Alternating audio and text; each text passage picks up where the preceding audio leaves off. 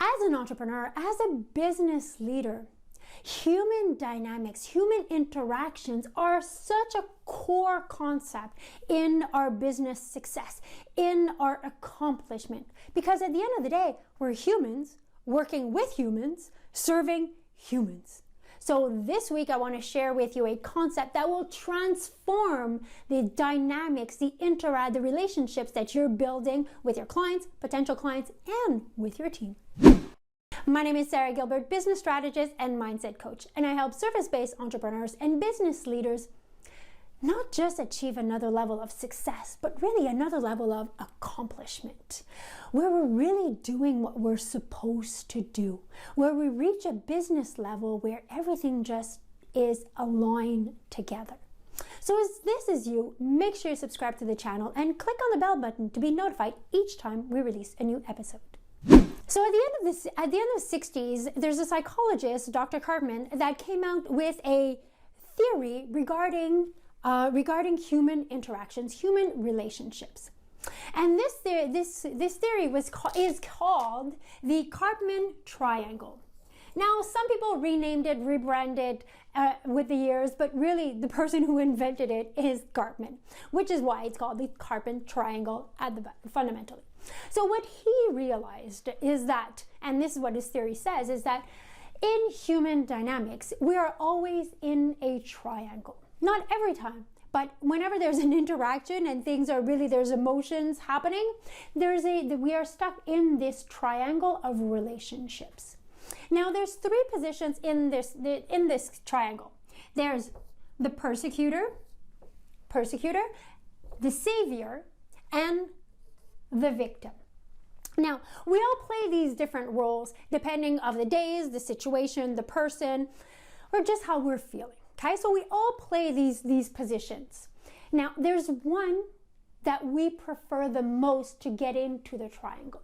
So some people tend to be more of a persecutor, some people tend to be more of a savior, some people tend to be more as a victim by default. So we all play each one, but there's one which is really our preferred entry door to get there. Now, in the triangle, it needs two people all the time. You can't play alone in this.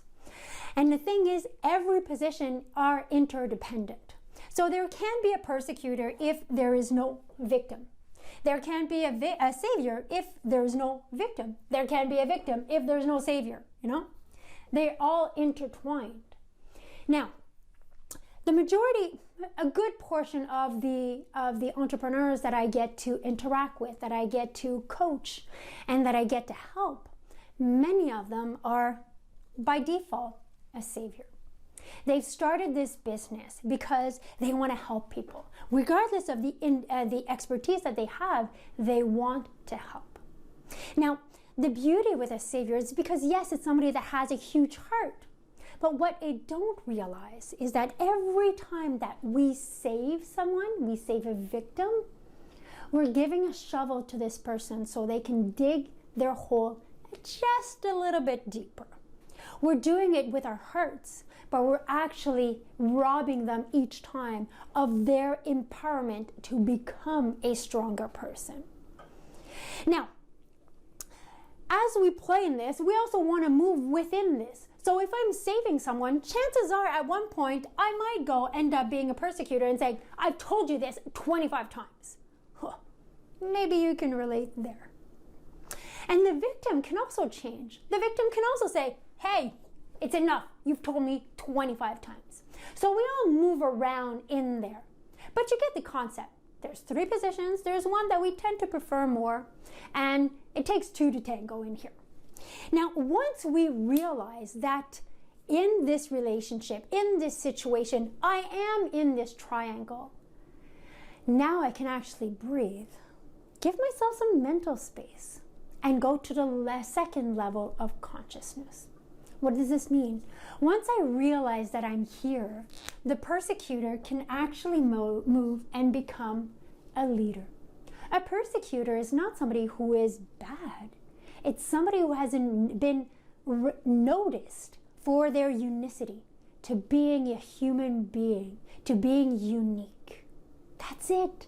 They're not bad people. It's just that they haven't been seen for who they are. The Savior, once the Savior understands that they are actually stuck in a triangle, they can breathe in, breathe out, and come to the second level of consciousness. And at this level, we can become a coach.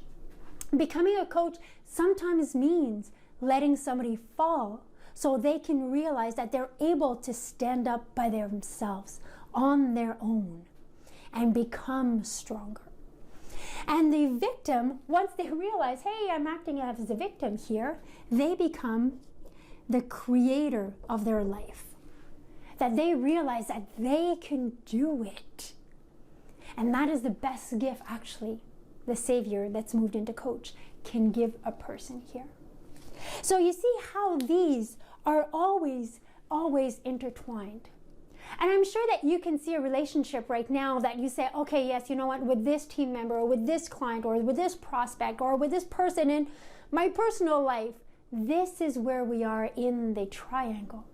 And from there, you can actually breathe in, give yourself some mental space and say, okay, what am I about to do? Am I doing it as a persecutor?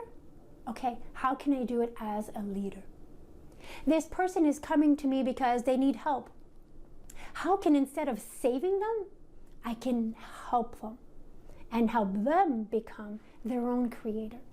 If I'm in a relationship or I'm in a situation, in a conflict, and I'm positioning myself as a victim here, how can I breathe, give myself mental space, and become the creator of my life? You see how this changes all the human interactions that we have. Because, like I said, at the end of the day, we're humans working with humans, serving other humans. Understanding the triangle will help you actually stop reacting to things, because that's the first level of consciousness, but start acting at the second level of consciousness. And I can tell you, this will completely change your relationships, change your human dynamics. I have teams sometimes saying, well, you know, the other day, this happened. They're like, well, what should I have said? Or what should I do? And I'm like, my answer is pretty much always the same. Get out of the triangle. That's it. That's it. It's that simple. So now you understand the first level of consciousness. You understand, just breathe yourself, give yourself mental space to go into the second level of consciousness. And your relationship and human dynamics will be forever transformed. I hope you liked this episode. If you did, please give it a thumbs up. And if you're looking for more strategies to help and grow your business, yes, but also you as an entrepreneur, I'd like to invite you to join our community and subscribe to our blog, which is also called The Best Blog.